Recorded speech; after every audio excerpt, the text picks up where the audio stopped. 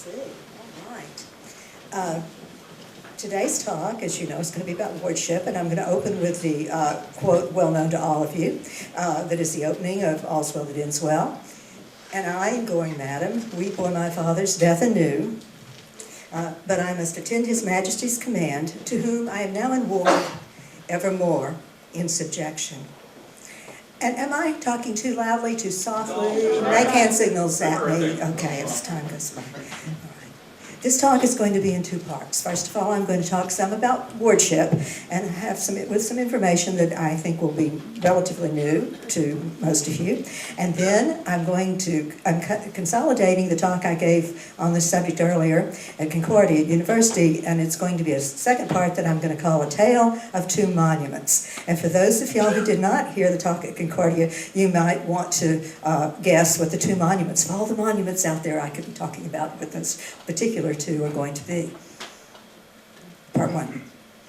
An overview of wardship. It began it originated as a feudal custom in the, excuse me, I'm looking at the wrong screen here. The actual information on this is from two books. One, okay, I've got to learn how to work this. One is a book published in 1953 by H.E. Bell, an introductory to the wardship, which is filled to the brim with a lot of very good basic information. The second book is The Queen's Wards by Gerald Hurstfield, published in 1958. Since this time, to my knowledge, there has been no major comprehensive study of wardship, and there are still many questions that could and should be answered. In an overview, wardship began as a feudal custom in the 11th century. The king, it worked like this. The king gave large land grants to his barons in return for military service called knight service.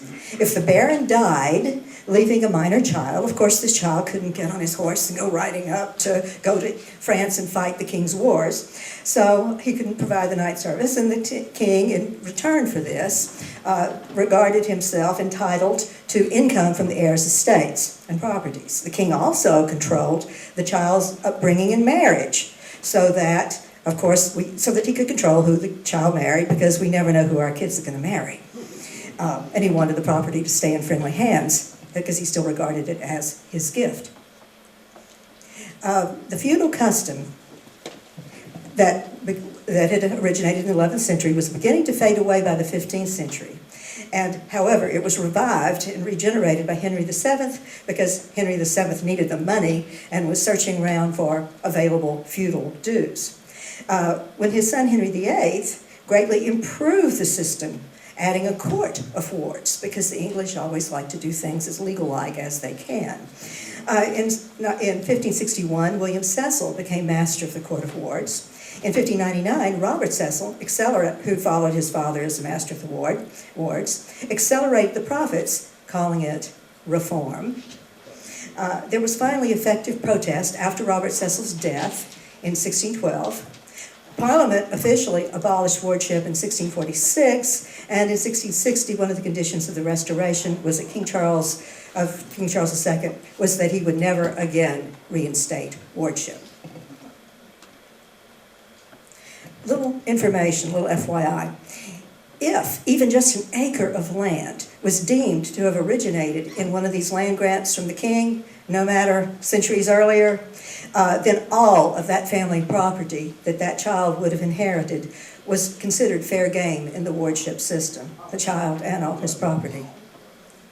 Another little FYI, when Henry VIII dissolved the monasteries in the 1530s, his court circle, which was, of course, quite corrupt, vied for the golden harvest of monastic lands, blissfully unaware that this monastic property, which had had nothing whatsoever to do with knight service or land grants from the king, that it would be deemed that and would be subject to the knight service duties of wardship.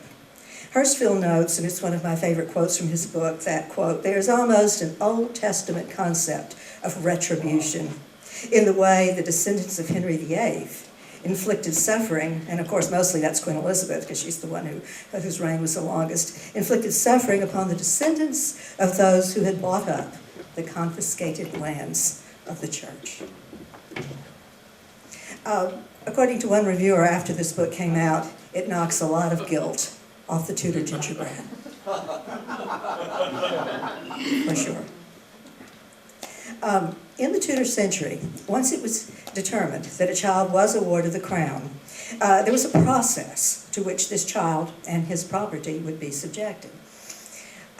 First of all, the master of the Court of Wards, who of course in Elizabeth's time was William Cecil, Lord Burleigh, accepted petitions from suitors who wished to become the child's guardian. The rights to this child were then sold to the highest bidder, or to whomever the master chose. It was entirely the bailiwick of the master of the Court of Wards to choose to whom the child would be given. Mothers, grandparents, and other relatives took their place in the queue and could bid for their own child's wardship along with everybody else. Amazingly, they were rarely successful, maybe not so amazingly. The successful purchaser had the right to three things. First of all, the custody of the child, to bring the child into their home to raise. Secondly, the right to the child's marriage, to direct that marriage.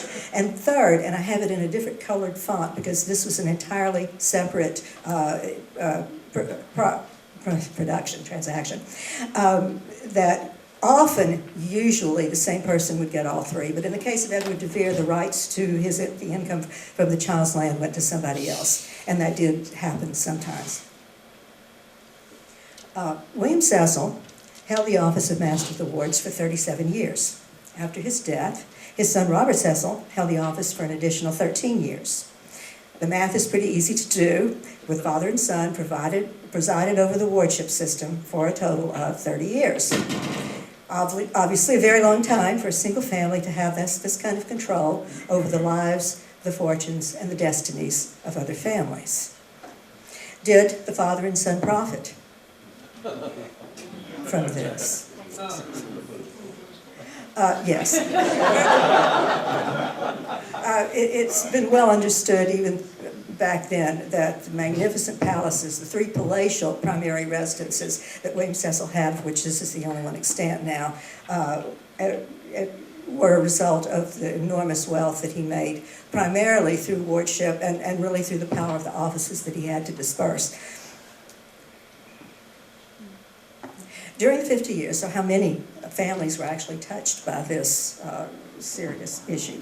I have kind of triangulated this, that in the 50 years that father and son held the office, that they presided over the futures of more than 3,000 young people. I get this number from Bell's book, and Hirschfeld concurs. Although they don't have the absolute number, they agree that between 60 to 80 wardships were processed per year. I took the more conservative number, 60, multiplied it by 50 years, and that was pretty easy to come up with that number. Another interesting thing about this multitude of families and children who were subjected to this is that they, of course, came from the wealthier classes and the landowning classes and the more upper strata of society in England. These weren't poor children whose rights to them and to their marriages were being sold on what was really very much a market for it. I'm not quite finished with the guilt off the gingerbread. Because the guardian controlled the child's marriage as well as his property, and usually it was the same person, the ward usually married his guardian's daughter when he grew up, or whomever the guardian chose to bestow the ward on, which would, if it wasn't his own daughter, it would be a family member usually, or relative. There are many letters to this effect, and one that I copied out of Hirschfeld is to Robert Cecil, I would be, if the ward proved well, I would be glad to buy him of your honor for one of my daughters. Gee. They're so open about it. Wardship, yes, was crippling, if not devastating, for a family.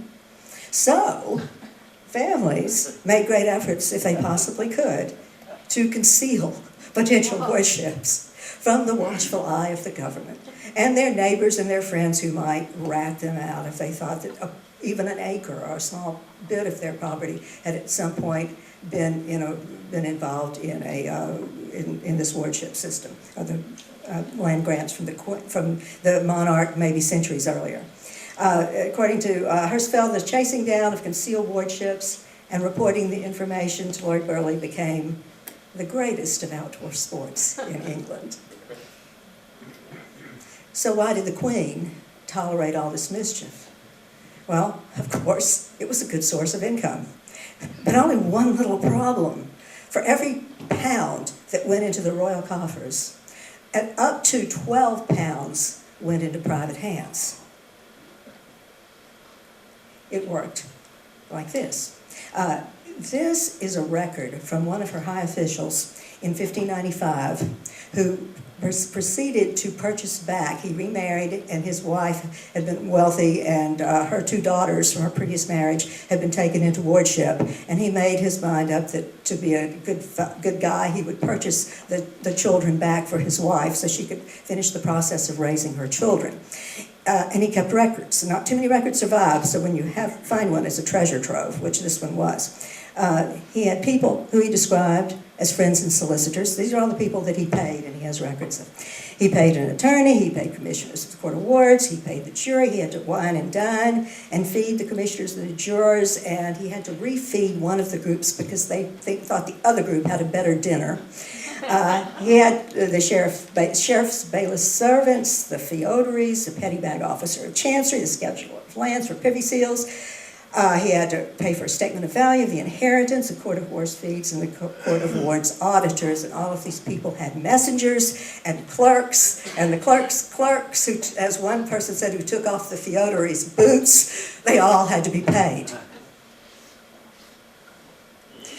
By the time he finished the project, by his own figuring, he had paid or fed a minimum of 50 officials. He calculated he had spent £1,739 plus interest, because he had to borrow some of the money, because even though he was rather wealthy, he still couldn't come up with the ready money to do it, so he paid 650 additional pounds in interest, all of which was used to oil the machinery of the wardship offices. It was a good deal for everyone, except the wards and their families. Did William Cecil profit? Again, information is hard to come by. There are only 2 scraps that give you some idea of how much William Cecil was making for his own payoffs under the table. This one is published in Hirschfeld's book, and as you can see at the bottom, it says, "This note to be burned," as someone else has said, often their information and documentation comes with that at the bottom from letters and things that we have from the time. What you see here are the people purchasing the wards. This, Hirschfeld believes, was insider information provided by an insider at the Court of Wards who was aware of the payoffs that were going on. And these are the payoffs to William Cecil himself, not counting all these other people. Lord Buckhurst bought this one. The Attorney General, that's Edward Coke. Look at everybody's in the act. Judge John Stanhope, famous person, the Attorney of the Ward, were masters. So it's really quite a lot of money that could be made from this position. And of course, all of these other people are. The law on wardship was greatly improved under Queen Elizabeth, when in 1561 the Court of Wards came under the benign and efficient influence of William Cecil, who was to be its master for 37 years. You may ascertain for yourself if you believe William Cecil was benign and efficient or engaged in cold-blooded profiteering. As far as historians are concerned, they've pretty much wiped it off the page. They've forgotten about it. However, the wealth and the political power that was generated largely through this wardship system and all this patronage that he had to hand out to people who would be loyal to him has endured for the Cecil family. And in order to support this statement that I just made, I'm going to read to you an excerpt from a book by Frank Lord Longford, from his memoirs and history of the House of Lords. And I'm going to read the entire thing because I think this is an amazing statement. When I became a member of the House of Lords in 1945, it was impossible. Now, this is the middle of the 20th century. It was impossible not to feel the all-pervading presence of the Cecils. The fifth Marquess, Bobbity, was still active and much admired in the House. He was leader in the House or the opposition in the Lords from 1942 to 1957. Remember, this is Lord Longford's memoirs. And was throughout that time the leading personality there. His father's bust was in the corridor, just opposite the entry to the dining room. His grandfather's portrait was in the same corridor, shown destroying the Home Rule Bill of 1893. His great-grandfather's photograph was in the room I later occupied as leader. Then he goes on, 4 generations of Salisburys, successive leaders of the House of Lords, an awe-inspiring record. He discusses William Cecil and Robert Cecil, the early Cecils, in the reigns of Queen Elizabeth and King James, and he ends this chapter with this chilling statement. From that day to this, the Cecils have enjoyed a reputation for a certain ruthlessness when their minds are thoroughly made up. About this fine fellow, the minds of the Salisbury line of the Cecils has been thoroughly made up for centuries. I don't believe that anybody would doubt that. Now, at this point, I want to make a distinction. There are 2 lines of the Salisbury family, the Cecil family. William Cecil, as everyone in this room knows, had 2 sons.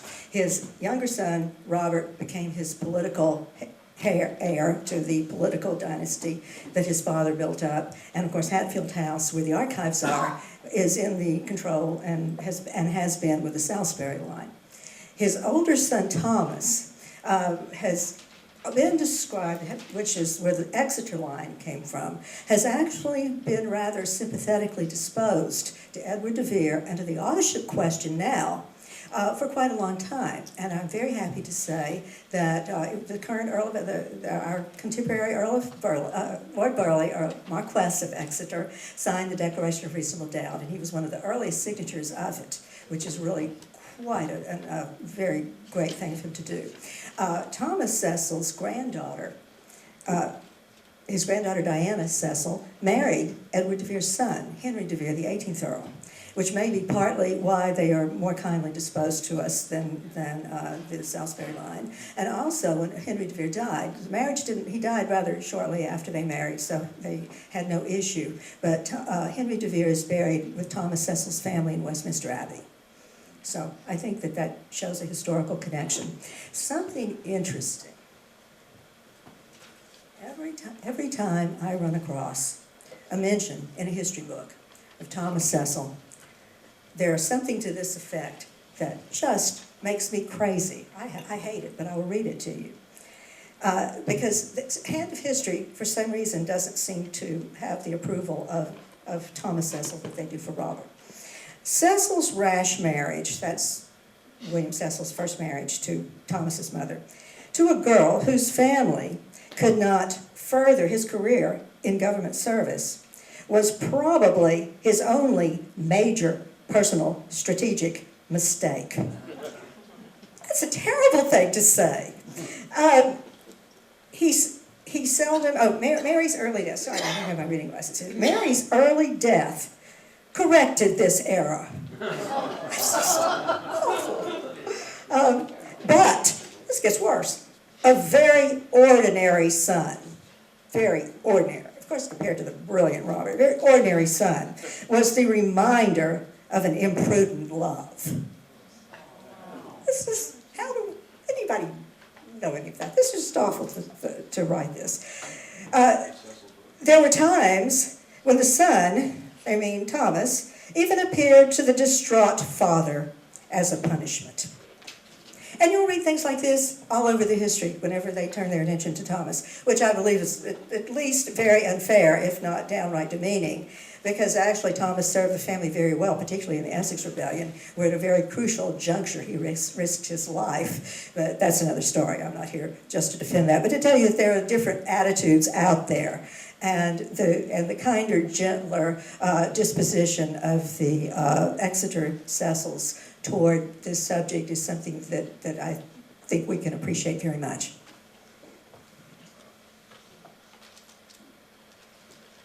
However, this comment, and I just will repeat it, of the certain ruthlessness is applied to the Salisbury Cecils, not the Exeter Cecils.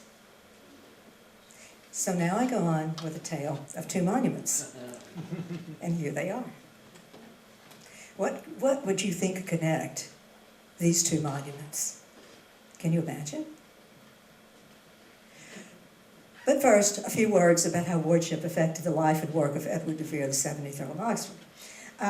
To begin, I point your attention to the Fall of the House of Oxford, Nina Green's fabulous article that was published in the first edition of Brief Chronicles, and it should be required reading if those of you haven't done it, or required rereading. I reread it from time to time. It's just such a wonderful source of information, and most of what I'm going to be saying comes from her article in the next few slides. For any family, of course, wardship was crippling and could be a plague and ruin on their house. This is, of course, what happened to the Oxford earldom upon the death of John de Vere in 1562. As we all know, the boy was taken from his ancestral home, Castle Henningham, and he was brought to Cecil House on the Strand, Cecil's London house. Now, I know that this is not Cecil's London house, it is Burghley House. The London house is no longer extant, but I have read that Burghley House, I'm using it to illustrate it because I have read that Burghley House is fairly similar in architecture and style and opulence and such as that. Many of you have seen this before, but I call your attention to it again. This is a schedule that William Cecil himself made out for Edward de Vere's education, to educate his young noble ward. He starts out with dancing, and I point out that that's also inclusive of instruction in music, because you can scarcely dance without knowing something about music. Then he had instruction in French, Latin, writing and drawing, cosmography, sort of an early type of geography, Latin, more French, more exercises with his pen. Now, would it be too much for me to suggest that maybe this is where some of those early poems came from? And then, on days off from this schedule, that I would like to see a 12-year-old boy in this day and age be able to stick to this. I think they would regard that as inhumane torture. But on days off, he was allowed to read his Bible in 2 languages. Further witness of that. According to Nina Green, again, young Edward's property was heavily encumbered with obligations at the beginning of his wardship, and she has the data for this. Then, during his 9 years as Cecil's ward, he accumulated unusually heavy debts. Of course, as most of you know, the Queen allowed the Earl of Leicester to rip off the Oxford lands. Historians love to criticize the Earl of Oxford as feckless and irresponsible and a spendthrift. However, I suggest that had Oxford been exceptionally frugal and thrifty and a good financial manager, which he was not, and he was not expected to be as a nobleman, he still would have not been able to have paid off these debts that he had accumulated. The debt was stacked against him from the very beginning of his wardship. And what I wonder is, at what point did he figure that out? Remember, too, once in wardship, the ward usually marries his guardian's daughter, or the person that the guardian picks for him to marry. And of course, Edward de Vere married his guardian's daughter, Anne Cecil.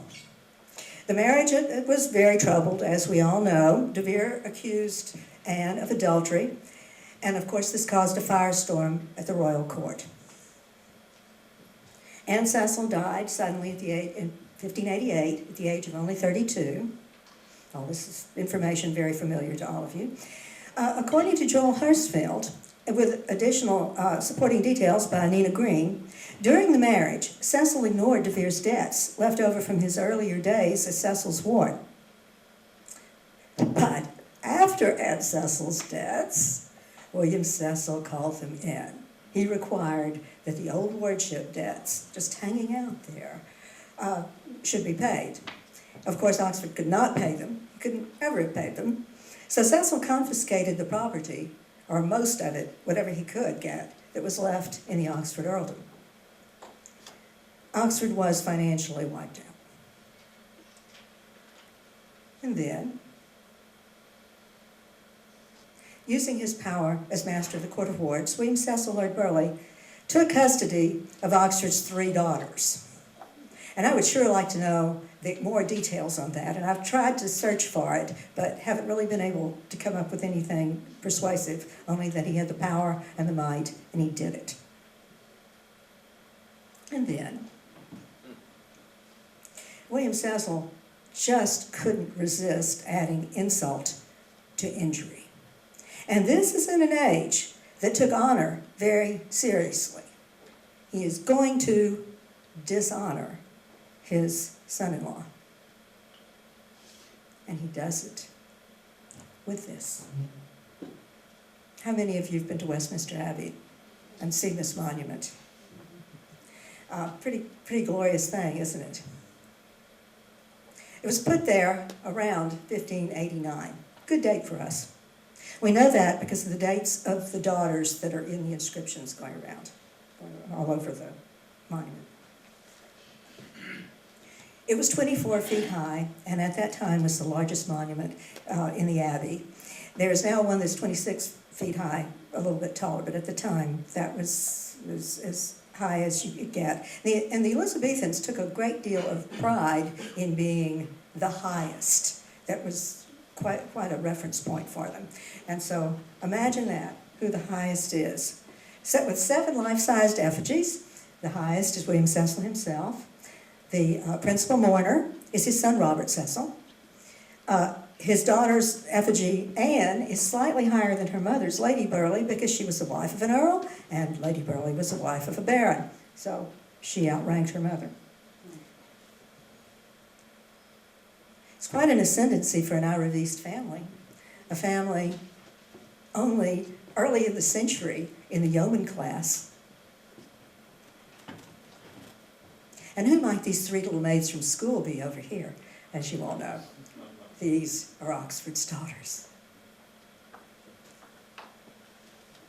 The epitaphs on the tomb state that their father still lives, just in case somebody hadn't figured that out.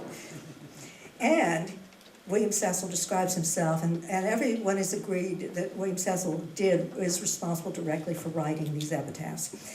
He describes himself as a most affectionate grandfather who has the care of all these children so that they may not be deprived of a pious education or a suitable upbringing. I've always wondered what in the world Edward de Vere, the 17th Earl of Oxford, might have thought when he stood where we have stood and millions of other visitors to the Abbey have stood and looked at this monument. And certainly he stood there and he looked at it. After all, it's his wife's monument, and her tomb is right below the vault. His 3 daughters are on it. I'm sure if he was told about the inscriptions, but they're in Latin, but he was well versed in Latin, so he could read them easily. What must he have thought? I suggest this. He blew his top. After all, he'd lost his property, he'd lost his children, he'd lost the patrimony. It would be easy for him to think of these words when in disgrace, in fortune, with fortune and men's eyes. So what did he want? Maybe he wanted to tell his side of the story. If so, his voice could only be heard if his literary efforts could be freighted like a freight train to carry bits and pieces of his story, enough information of his own story. And that is what he wanted, to tell his story. So what was it? Well, I point you, of course, to Mark Anderson's book, which I'm sure all of you in this room have read. Of course, Subjection of Wardship is the backdrop for All's Well That Ends Well.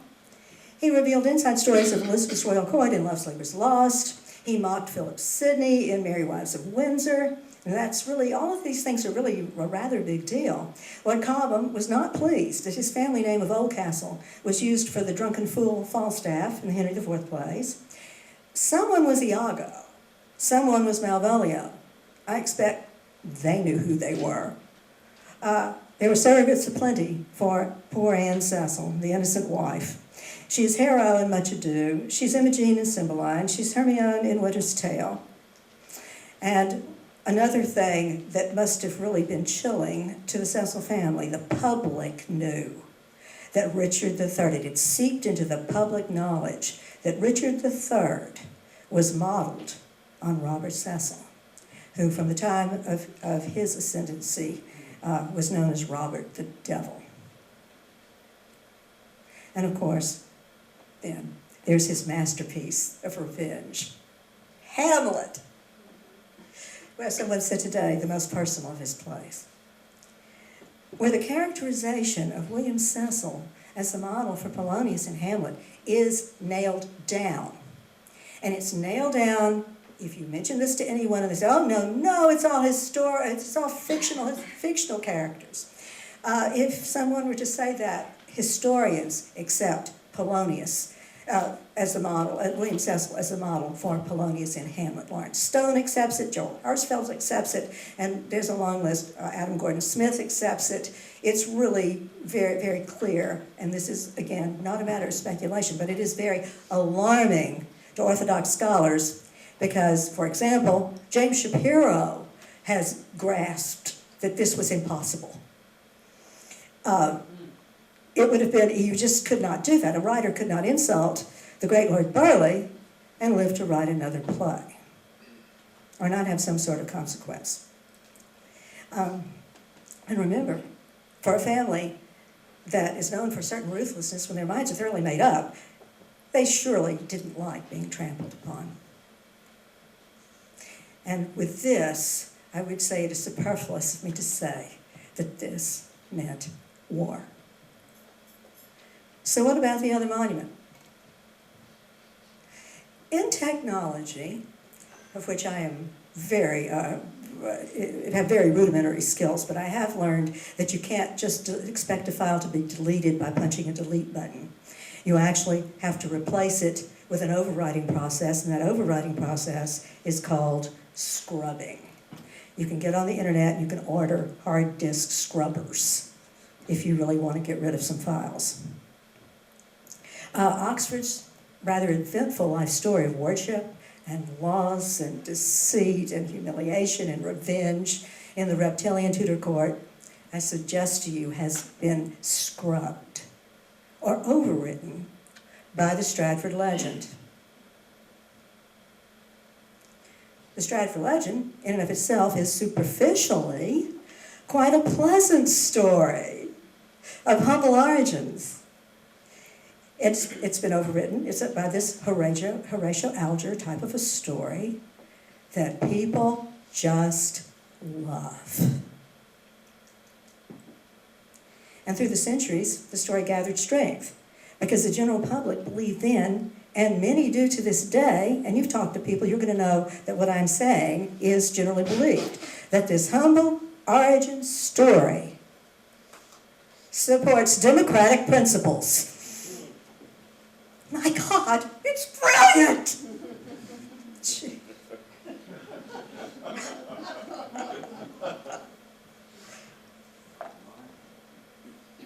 And as time wore on, and in spite of the problems of the cover story, the unwieldy hodgepodge of myths and legends and speculations and misconceptions and assumptions and conjectures and outright falsehoods, this supposed humble origin story, with its perceived democratic principles, evolved into, and it gets worse, it evolved into the focal point for the national identity of the English people.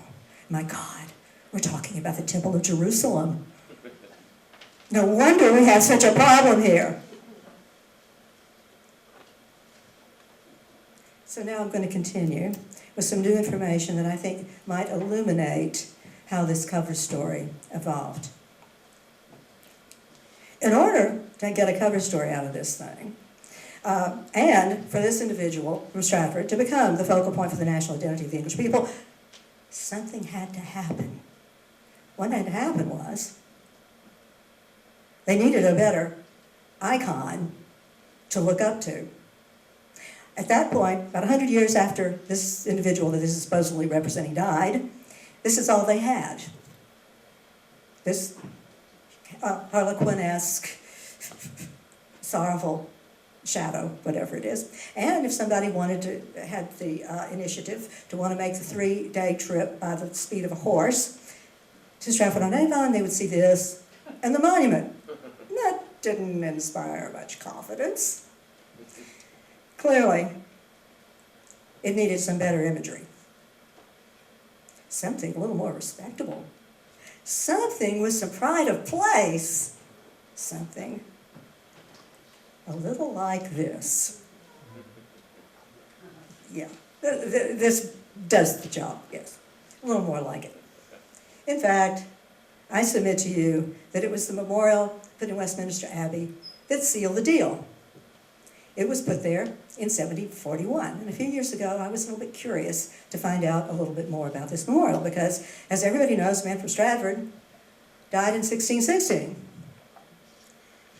And in the words of Charlton Ogburn, who has such a good way of saying things, a century and a quarter passed before the misty figure was at last beginning to solidify.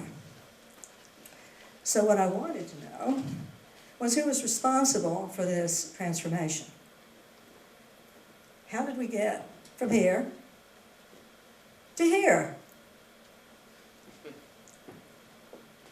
Well, the person who was responsible, and you can get this out of the Dictionary of National Biography, and it's on the website and whatever, so there's no question about it. There was a subscription project that was directed by the 3rd Earl of Burlington. And his friend, Burlington's friend, William Kent, the artist, designed the monument. The fact that William Kent designed it, he was a protege of long standing with of the 3rd Earl of Burlington. They traveled together in Italy, and Burlington directed him on other projects. So it was clearly the design worked out by William Kent under the direction of the Earl of Burlington, which made me ask the question, well, who was the Earl of Burlington? And he was a man named Richard Boyle, which at the time, a few years ago, meant absolutely nothing to me. Who was he? I did a little more research and I discovered that the Boyles were direct descendants of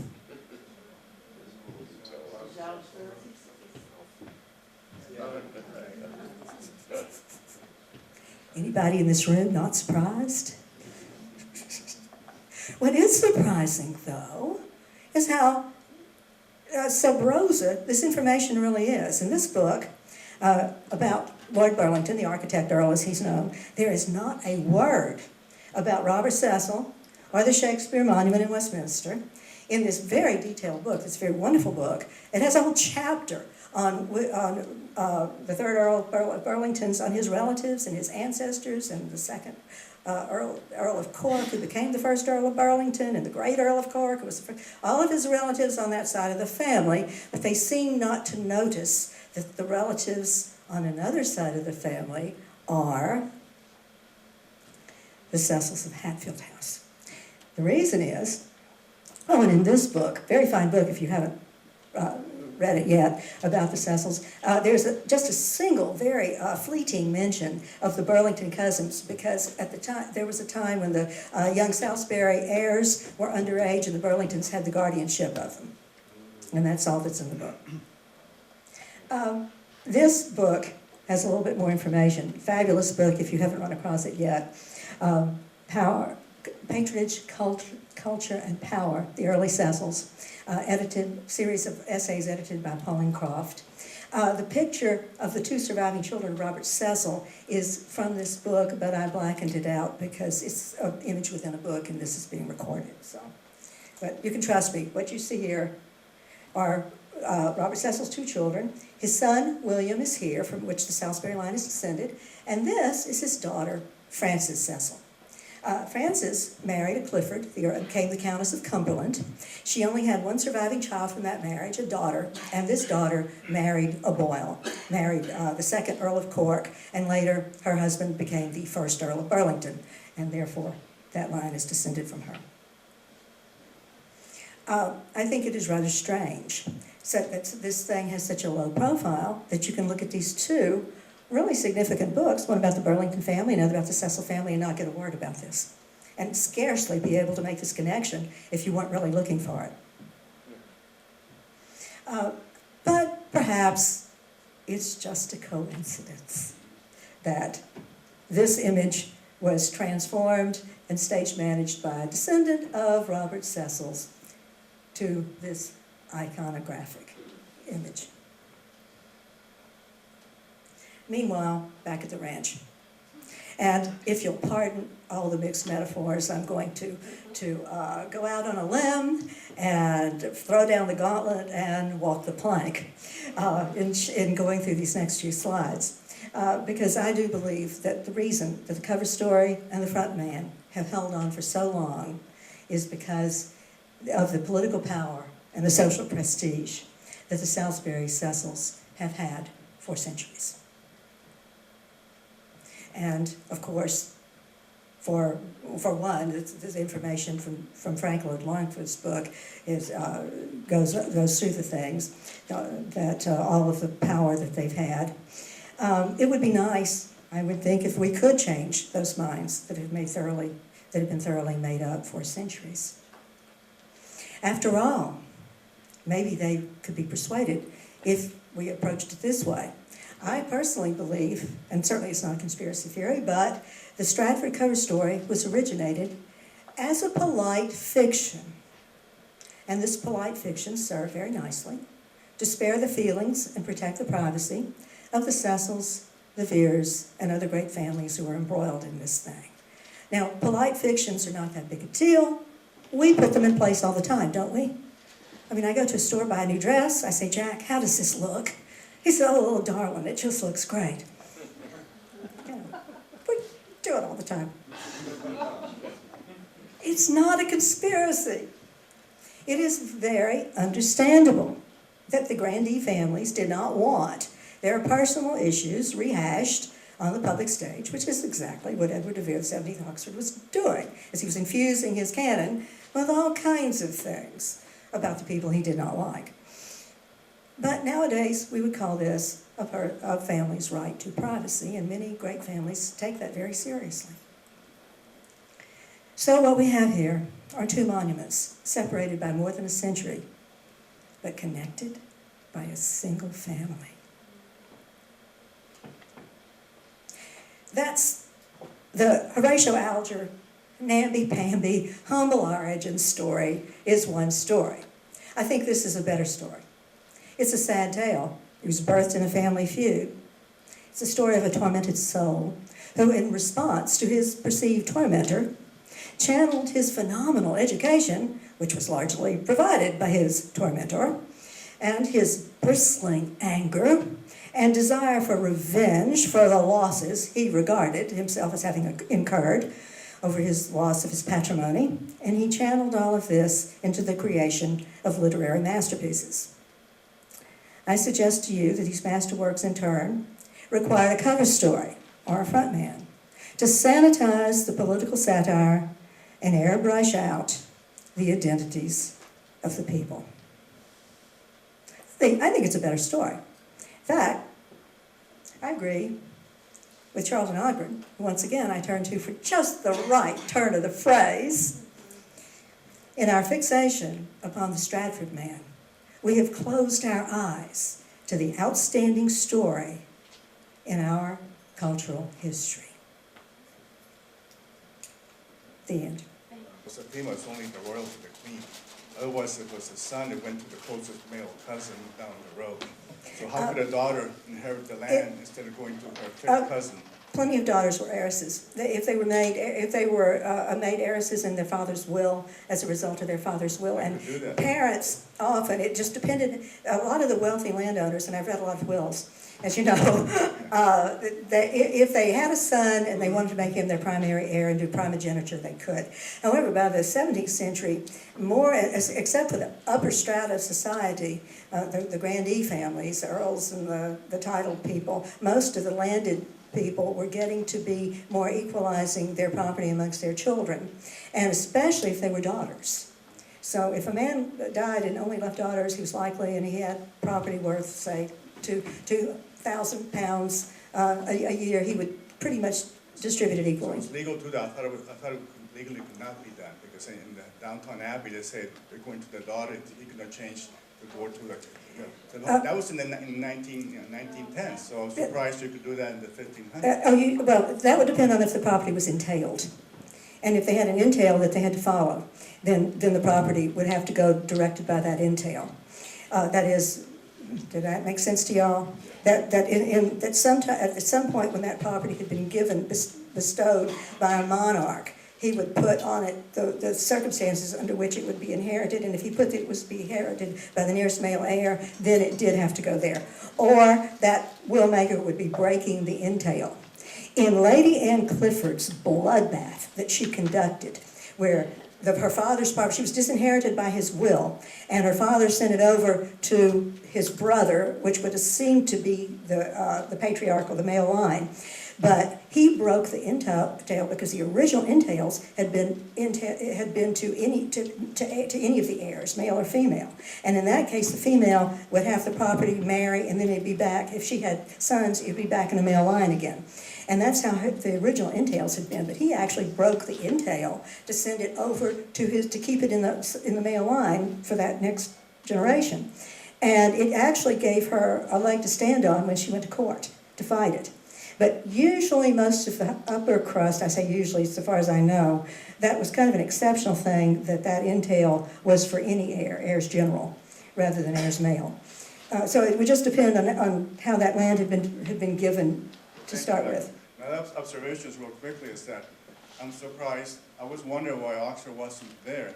I'm surprised now thinking about it, why Queen Elizabeth would allow such a monument to be built in Westminster Abbey, knowing the humiliation would cost public humiliation would cause Oxford. That's right. Why would she allow such a thing? That is a wonderful question. I have wondered that myself. I had a little insight into it when I was reading the book on power plays about William Cecil's servants. He actually managed to get his own chaplain, Gabriel Goodman. This is probably, and I think this is a very large part of this. He managed to get his own chaplain, Gabriel Goodman, appointed the Dean of Westminster. And then he managed to get Westminster itself incorporated into a borough. So, and he managed to get himself the steward of Westminster. So he was actually directing between himself and his Cecil man, namely Gabriel Goodman. They were directing what went on in the whole borough of Westminster and in Westminster Abbey. And I think that could have been a large part to how he managed to finagle that, to get himself higher than any monarch and any noble person for all the, and even in that day and age, it was still a major tourist attraction that anybody, diplomats and important people came. They went to Westminster Abbey, they wanted to see the tombs, and yes, that was quite a coup for him to pull that off. How did Southampton escape with having enough money to buy out of his marriage to how did he, okay. How did he do that? Okay, that's interesting, and that actually deals with Wardship. And in the two books that I read, Hirschfeld mentions that Southampton, he seems to accept it, that Southampton paid £5,000 to get out of his marriage. I have not read or heard of anybody else getting out of the marriage directed by the guardian. They seem to marry their guardians. If it's a female, they marry the guardian's son, and if it's a male heir, in Wardship, male ward, they marry the guardian's daughter. And I have not read, well, how he got the money, I don't know. But and another interesting tidbit that I read, and I think it was in Bell's book, but I'm not sure, is that the price for getting out of a marriage was 2 years of the profits of the estate. And they would wrangle, they would adjudicate that by the surveys in the Inquisition post-mortem. They would know what a father's estate was worth. So let's say a father's estate was worth £2,000 a year. The price to get out of marrying the person that the guardian directs would be £4,000 by that formula. Which kind of makes sense with Southampton, because I meant to check it, I haven't done it yet, to find out what the Southampton estates were valued at in the Inquisition post-mortem. That information is going to be out there somewhere. But 2,500, since Oxford's estates were 2,000, according to Nina Green, were £2,250 a year, and that's probably on the average side for a major landowning family. So I would, he would have had to pay somewhere if he had gone by that formula. But the only actual instance that I have learned of in this reading that I've been doing of someone getting out of a marriage is Southampton. And of course, where he came by the money, I have no idea. I would. His mother had Well, him into, she Cecil. might have helped him out. Other family members might have helped him out, yes. But as far as that being the price tag, some writers doubt that because the story was actually reported in a Catholic journal, I believe by Father Garnet. But a Crigg is the historian who believes that it is valid, and actually Hurstfield expresses doubts about that. So you'll get a divided, but to me it rings true, because the £5,000 would be a fair price for him to want to back out of a marriage. And I think those are amazing circumstances, and thank you for asking that question. Question again from Ron? Yes. Thank you. I had read somewhere that the full name was the Court of Wards, Widows, and Idiots. And if so, I don't know if you know it's true or not, it has occurred to me that perhaps Oxford's mother was also sort of burdened by the wardship system, and her so-called over hasty remarriage may have been, just a dodge to get out of it. Good point. I've given it a little bit of thought, and one thing, Edward de Vere's father, John de Vere, the 16th Earl, provided with the will that he put forth, executed right before he died. He actually added to his wife's jointure from what he had originally given her at the time of their marriage in 1548, in August of 1548. He redid his will and gave her a lot more property. So he did his duty to take good care of his surviving spouse. Then he dies, so actually she had adequate money provided by the will. And when a man provided for his wife in his will, and there was adequate money in the estate he had other burdens on his estate too, and Nina Green goes through that. He had other relatives that he had to pay. Actually, Edward de Vere did not, once his mother's jointure was taken out, the money from the revenues from the estates were supposed to go to her and to other relatives, Edward, the boy, who's now in Cecil's house, wasn't really a particularly rich ward at that point. And once again, you can get the information out of Nina Green. But she didn't have to remarry quickly unless she really wanted to, because she should have been well enough provided for. I've noticed, as I read so many biographies, that most people, and I know a lot is made of her remarriage quickly or whatever, but most people remarry. Whoever lives the longest just remarries, and if it's a woman, that she'll remarry 2 or 3 more times. And like, say, Bess of Hardwick married 4 times. And then the ironic thing is, if they survive to be a widowhood after many marriages, they'll take the title for the rest of their widowhood after whichever husband had the highest status. So, which is kind of funny, but they can kind of pick and choose that. And I think Lawrence Stone and some of the other good writers on women and property in early modern England, Amy Louise Erickson and Eileen Spring, in their books, they have a lot of information about the survivorship of widows. And often, to get remarried, they did need the permission from the Court of Wards and Liveries. And exactly whether they would, because if that property was encumbered by this feudal system, and whether she actually received it or just got married, remarried, made it a fait accompli, and and still, I don't know. That's information that I've kind of been curious about, but I don't have. But for all practical purposes, most people remarried. If it was a man, you'll read from his first wife and his second wife and his third, because so many women died young in childbirth. But it wasn't unusual at all for many people. If they lived a long time, they remarried quite often.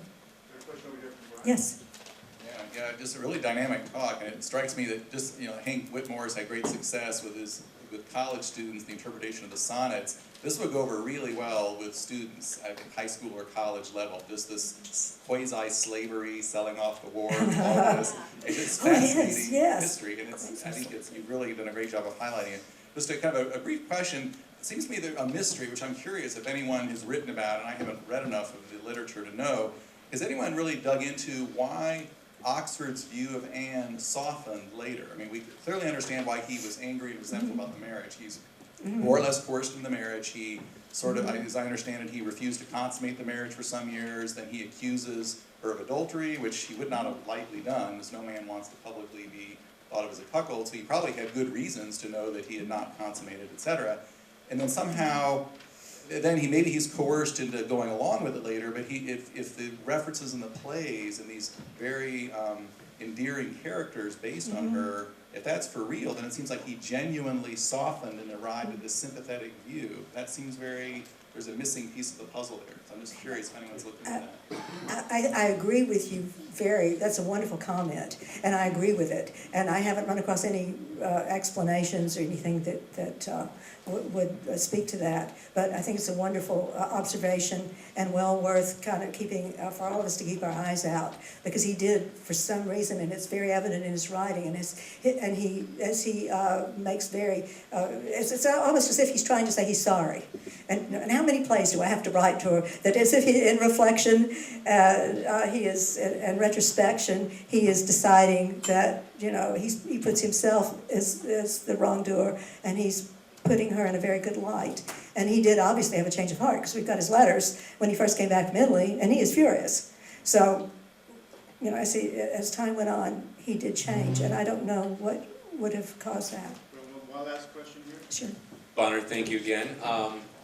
There's a lot of speculation, obviously, about John de Vere maybe being murdered, and it seems to be a potential with some of these other wards. Is that something you would consider, that apart from the wardship system, there was some sort of murder incorporated that went along with it? I don't know about that, but what I will say that is just almost another humorous aspect of it, or strikes us that way, is that when people were constantly reporting on the health of everybody else, and when it became apparent that a man who had property and that would be deemed knight service was in poor health, the other people started to be suitors, started to send letters to William Cecil, Lord Burleigh, and to contact the people that would be the intermediaries with him, to say, well, when this wardship comes up, when this man finally dies, I want to have the ward. And so this competition could be underway before the individual died. And there are several cases that are reported in Hurstville's book where the wardship would, for all practical purposes, already been sold, and then the man recovers. And so somebody jumped the gun on that a little bit. So it's really very amusing, but it's very sad in a way that everybody was so watchful of everybody else's situation for their own personal gain. Sad. Thank you very much.